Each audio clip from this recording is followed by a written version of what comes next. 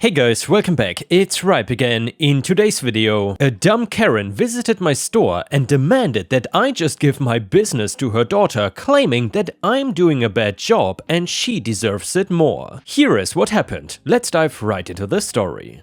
I opened up a bakery in my town about 10 years ago and was happy that it was actually a success. I was really harping on those things I read saying small businesses will most likely fail within a couple of years. For me, I think it might have been luck or just the right business in the right spot. Either way, it was always busy and I spent some of the money I made back into the business. Seeing up a few tables and chairs while offering coffee, tea and small tea sandwiches to the normal bakery items. That was an even bigger hit and I found myself always having people sit around and chat with me when the rush would die down. I did have my share of bad customers though, and the downside of it being in a smaller town was that it's the same bad customers over and over again. I have banned a few, but sometimes just an annoying or iffy customer will just cross that line without any reason. And honestly, Ripe Stars, if I had a small business in a small town and there was a Karen customer that came in and again, I would just ban that person from day one, but that's just me. Anyway, one of these women I'm gonna call Karen because of all the times she has come in, she stunk of her entitlement. Now, in the past she never did anything outright wrong or bad enough to get a ban from my store, I just knew her coming in meant a potential headache. Like not understanding how we could be out of something, or not knowing why I cannot make a custom fancy cake with nearly no notice. All the typical stuff you would find in a bakery. Hell, one time she complained that I would not invest in a fancy coffee maker just so she and nobody else could get those kinds of drinks.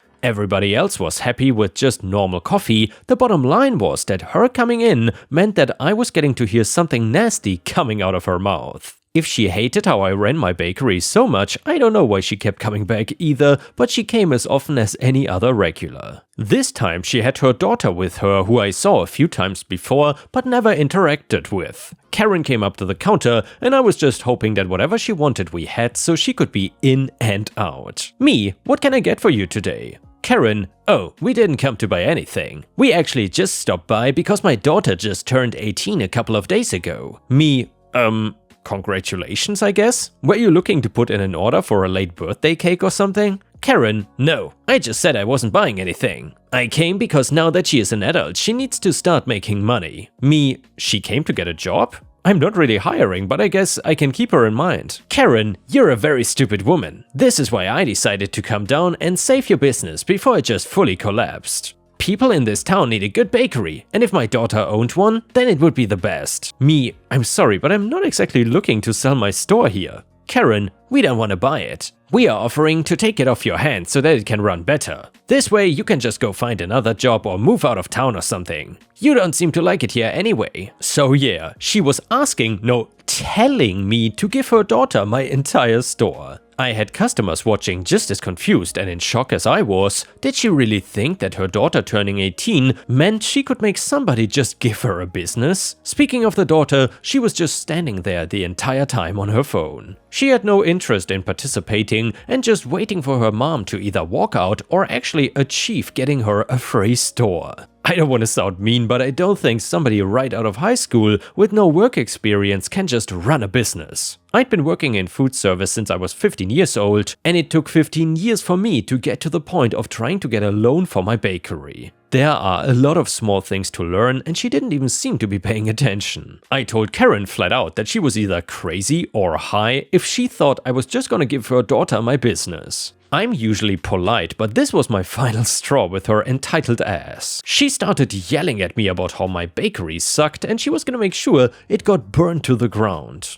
I tried to tell them that they were banned and to get the hell out, but Karen was not having any of that. She refused to leave, claiming it was a free country and I couldn't make her do anything she didn't want to. I had the customer sitting there and even telling her to leave because of the fit that she was throwing. That was when she decided a fit was not enough and threw one of the chairs right at the glass display case and shattered it. The chairs are not expensive or that heavy, but that day I learned that they are strong enough to break the glass casing. I had no idea who called the police, but I was beyond happy that somebody did. If you think I was able to get a word in before Karen started screaming and trying to get all the focus on her, then I don't know what story you've been reading, but it wasn't this one. She decided the smartest thing to do was to scream that I was discriminating against her. That made zero sense because me, Karen, and almost everybody else in this town is white. They even asked her what kind of discrimination, and she did not have an answer. I told the police what she wanted, how she refused to leave, and the chair that she threw at me. She denied it, but I had witnesses and cameras that backed up my story. Karen was handcuffed and thrown into the back of a police car, while her daughter was allowed to go home.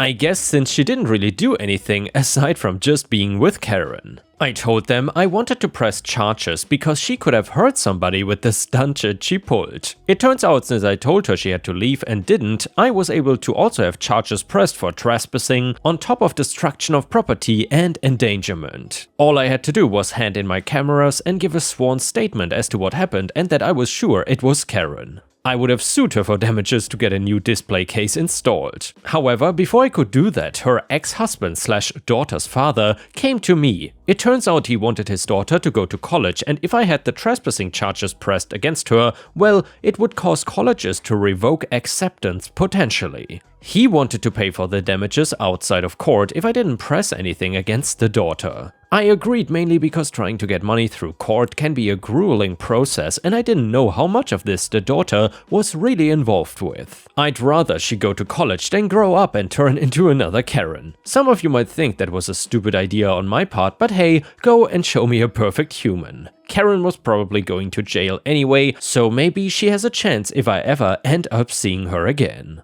And yeah, Ripe Stars, I would love to hear from you. If you have ever encountered such ridiculous Karens in real life, then let me know what happened in your situation in the comments. Either way, the next one is a malicious compliance story. So over the past few days, I've become friends with a retired army officer that I will call Belle. She has been delighting me with stories of her service and she shared this wonderful story that I think you all will enjoy. Names and some details have been changed to protect the innocent. Belle was a young second LT at her first posting. As she put it, my college diploma had not even arrived in the mail and I was scared as hell. Fortunately, she got on the NCO's good side and settled in pretty nicely. One afternoon she was at work when in storms an officer's wife, looking like she was in the mood to cause hell. Belle keeps her head down trying to stay busy when she hears the dreaded words, "I'm talking to you, soldier." Belle looked up and saw the woman, let's call her Karen because why not, standing in front of her. "Can I help you, ma'am?" Belle asked. "Yeah, I'm Major Mac, I'm So Important's wife and I need to speak to Colonel Stone."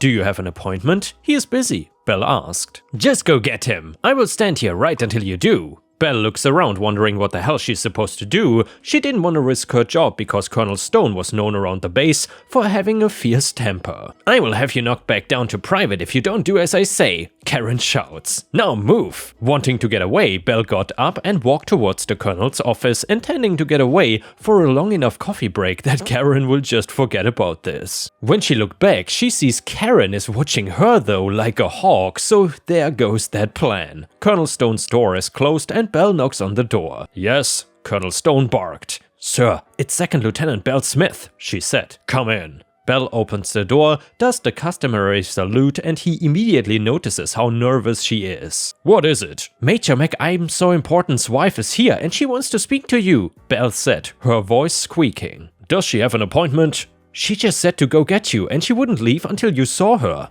"I see. Did she threaten to knock you down to private?" "Yes, she did." Colonel Stone nodded and then said in a voice that scared Belle, "Send her in." Belle salutes and then goes back to Karen. Karen looks absolutely smug. "Well, he will see you now," Belle said. "See? Now that wasn't so hard, was it?" Karen said, strolling over to the colonel's office. It is at this point that a first sergeant named Sanders comes in. He just sits down and as the office door closes, he counts down in a low voice, 3, 2, 1.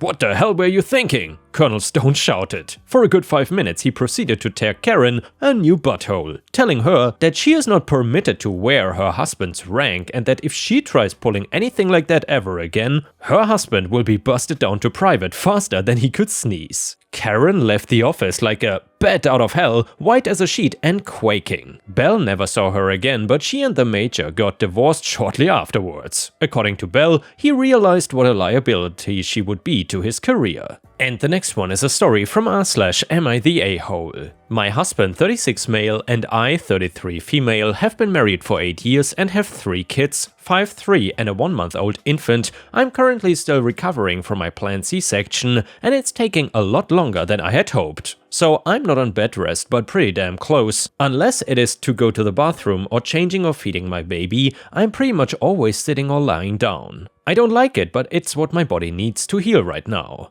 Both my husband and I are still on maternity/paternity leave. Obviously, that means that pretty much every other aspect of our lives falls on my husband right now. He's been doing a great job of taking care of the older kids and making sure everything in our lives is running as smoothly as it can given our circumstances. He is also great about taking care of the baby and giving me breaks as much as he can. But I can tell it's starting to wear on him mentally and physically. Neither of us is sleeping well, and I swear he looks like he's lost more weight than I have since the baby came. Due to me being pretty much immobile, I cannot really go out of the house to do anything without assistance. So I was not able to plan anything really fun for Father's Day. I did help the older kids make him cards and ordered him some nice steaks to cook though. I felt bad because for Mother's Day he bought me a 6-hour pregnancy spa treatment and took the older kids out of the house all day so I could have peace. But on the morning of Father's Day I was feeling worse than usual as I had to strain myself the day before to pick up something off the floor and I aggravated my incision. So I was laid up all day. Again, this meant my husband had to do literally everything that day.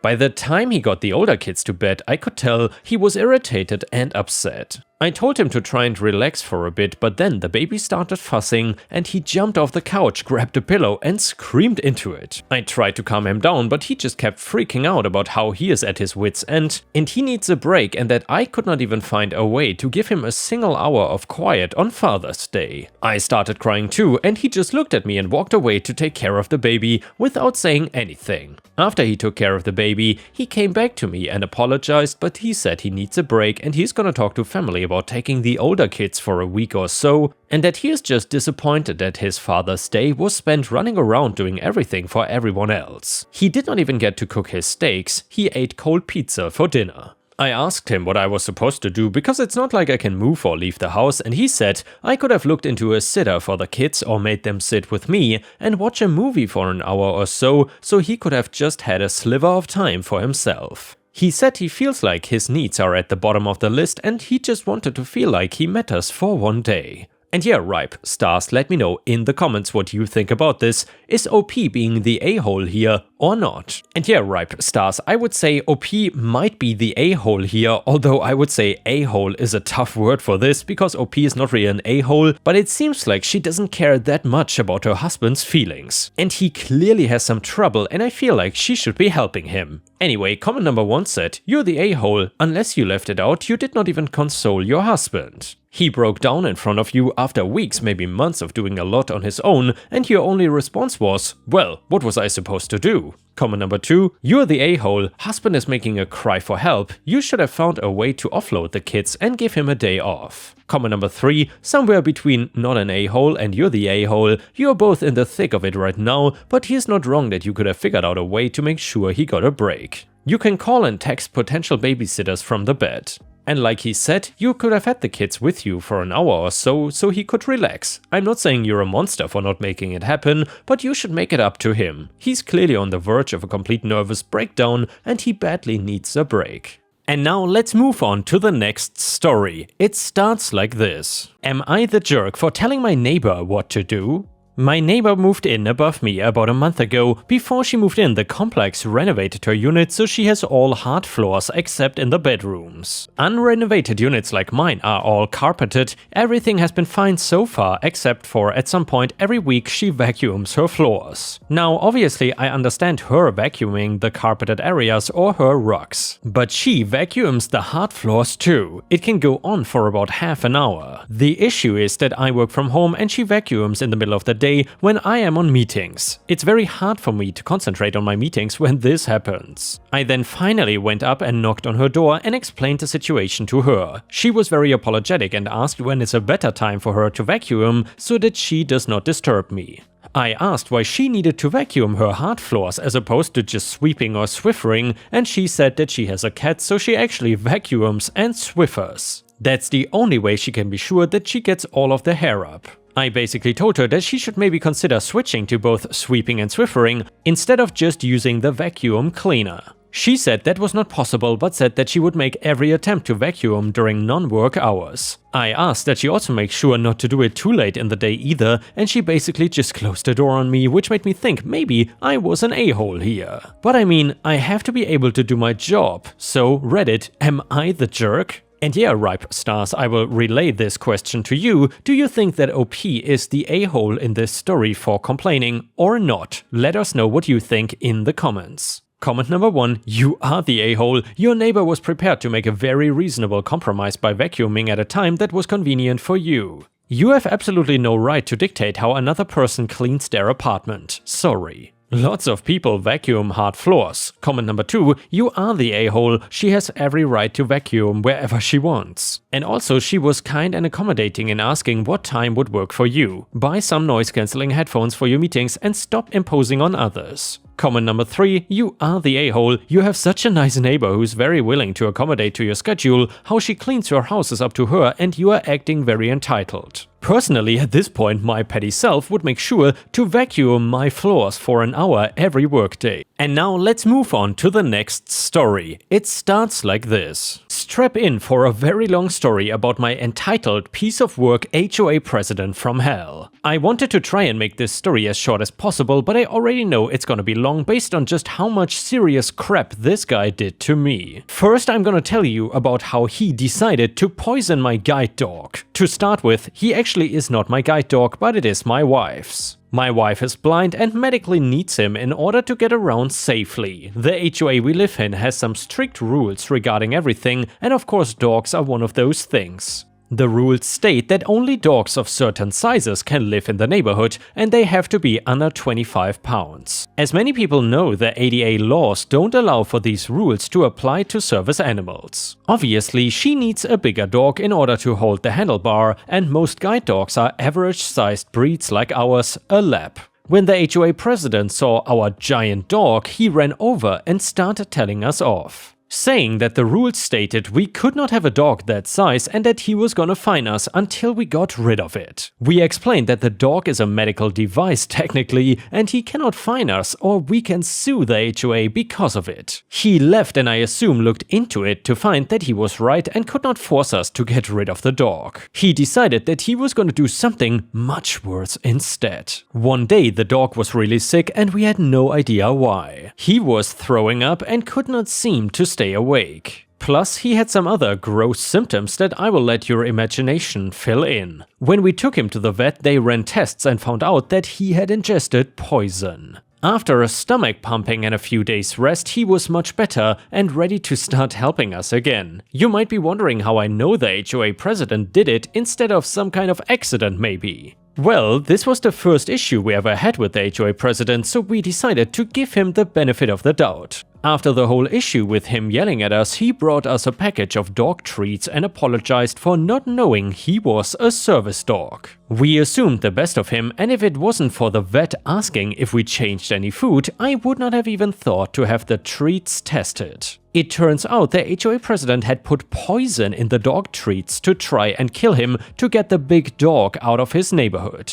Obviously, we did not have proof that he was the one that added the poison, so trying to start a big fight would not result in much. A few months later we got into our second fight with the HOA president, and this time it was about my car. So I usually park my car in the driveway, and it is a Buick GSX, which I love, and most people into old cars will know it's worth a pretty penny. My HOA president does not know anything about cars though, because he tries to start fights over it and tell me that I'm not allowed to park it in the driveway. What he did not know was, after the whole dog situation, I read all the rules of the HOA, so I would know if I was actually breaking one of them. The president said, "It is against HOA bylaws for that car to be in this neighborhood." It's yellow and you're only allowed to have black, silver or gray cars here. I can allow you to park it in your garage away from ice though. Otherwise, I will have to get it taken away. Me, I read the rules regarding cars. It just states that all cars need to be up to code with the DMV regulations and not be in a state of disrepair. My car obviously follows both of those rules and I'm not gonna move it.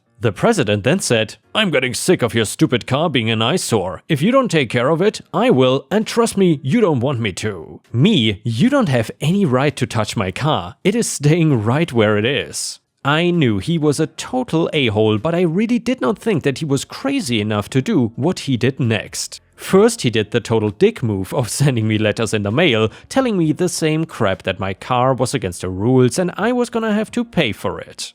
I mailed back the bills with a copy of the bylaws regarding cars attached and said to please indicate exactly what section of violations my car falls under. I was right that it stopped the letters, but that was not the part that made me realize this guy was crazy. So the HOA president owned an RV that he basically kept in the back of his driveway that led into the backyard. I have never seen him actually go camping or anything, so I don't know what he actually uses it for. I would not be surprised if it was just something to show off and he thought it would make people jealous. When I was out of the house, my beloved Buick GSX was still in the driveway and the HOA president made his move. He took his RV and lined it up with my car before reversing and basically running it over. My car was wrecked and that was exactly the state that he wanted it in. He called up the towing company the HOA uses and now once the destroyed car was against the HOA policy, he had it towed away to the scrapyard. A classic car destroyed by a guy that decided to declare a war on the wrong person.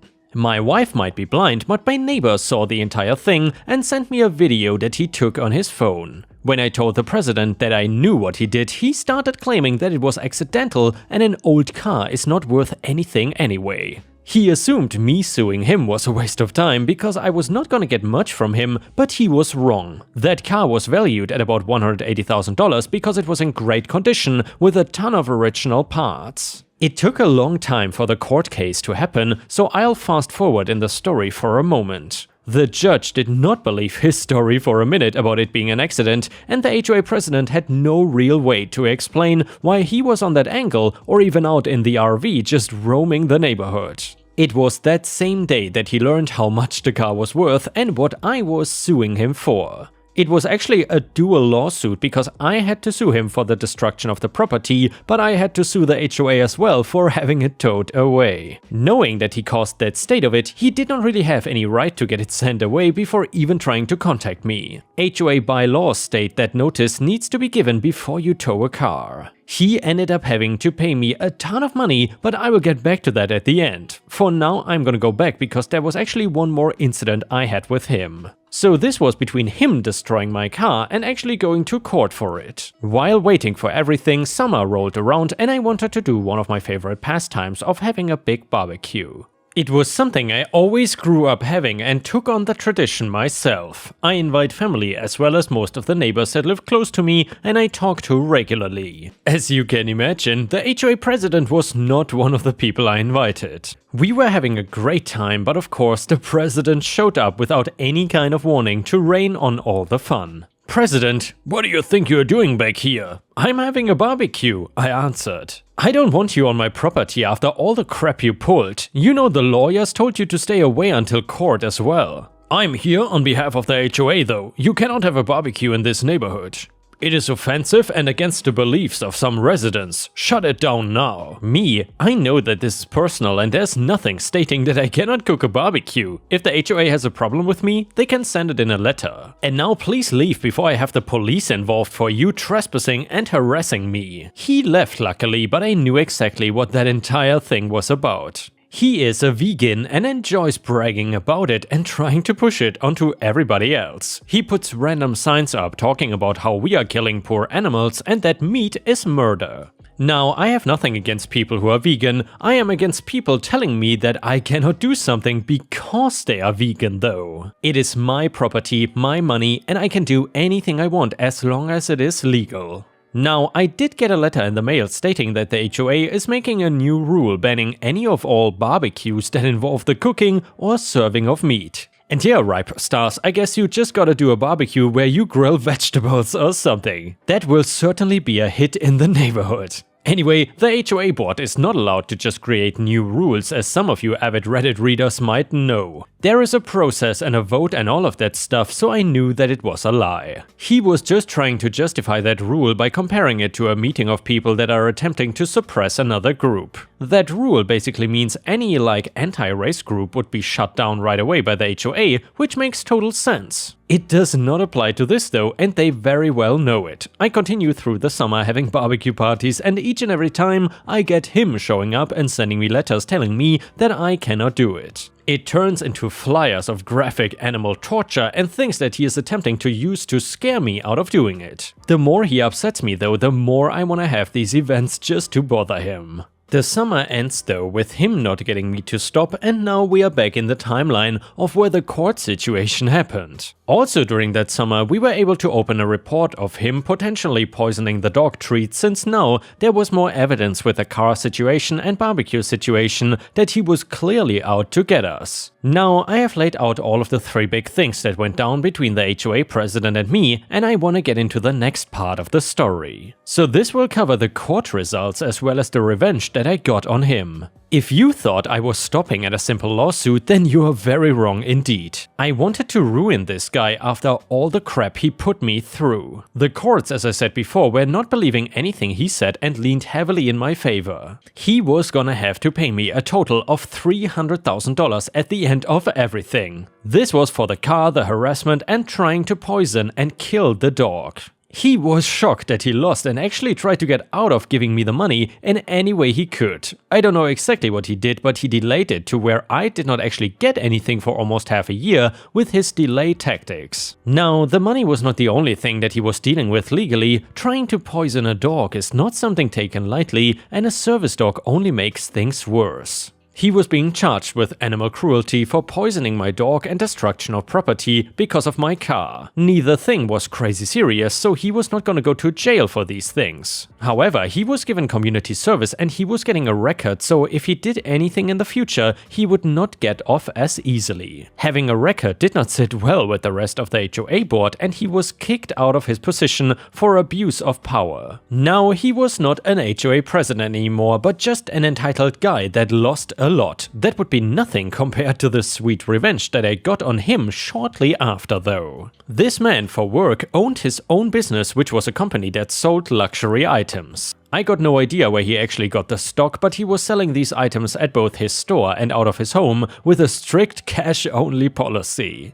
I could sense that something was going on with this, and it was not anything good. I decided to do some research on his company, and in it I found very little to no information about it. Online, I was seeing all kinds of permits that ranged from food services to dry cleaning. Every 6 months or so, he would change what the permit of the store was, even though he was not actually offering any of these services he got the permit for. I have seen something like this before, and it turns out that they do this because they cannot justify how they are getting their stock and are also trying to hide money. I called the Better Business Bureau and tell them that a company being run seems to have some inconsistent information. I also lied and said I went to the physical store and found it was in horrible shape, with the walls looking ready to collapse and the floor being covered in gross stuff. I know that lying is wrong, but I really wanted to make sure that somebody not only looked into him on a computer, but also the physical store. I never got a call back, but from a couple clues and a word of mouth, I figured what happened because of my phone call. They visited the store and saw obviously that it was not what the permit was for and had to be shut down. They then started looking into my neighbor's finances and trying to track down where he got his inventory from, since none of that was being reported anywhere. It turns out that he was getting knockoff brands from a supplier in China and marking them up here as if they were real. Cheaper than the normal stores, but not enough to make anything off of it. His income showed a totally different story, where he was making very little to no money because he was pocketing most of the cash and laundering it to avoid paying taxes. What he did was run a bunch of small transactions via credit card and only report that as his total earnings. It made sense why he was claiming to sell things like cheap food or dry cleaning, because those numbers made sense. Of course, he was not paying any of the income towards taxes, so the IRS was now up up his ass for a ton of money that he just didn't have. He was also shut down and his entire stock confiscated, so he had no way to sell more fake products to scam people out of their money. Especially once people got wind of this and started demanding their money back because he claimed the stuff was authentic. I don't know at what point his own wife gave up, but she jumped ship before he went totally bankrupt, divorcing him and taking as much as she could to avoid going broke with him. Honestly, I don't know anything about her, but she can probably do better.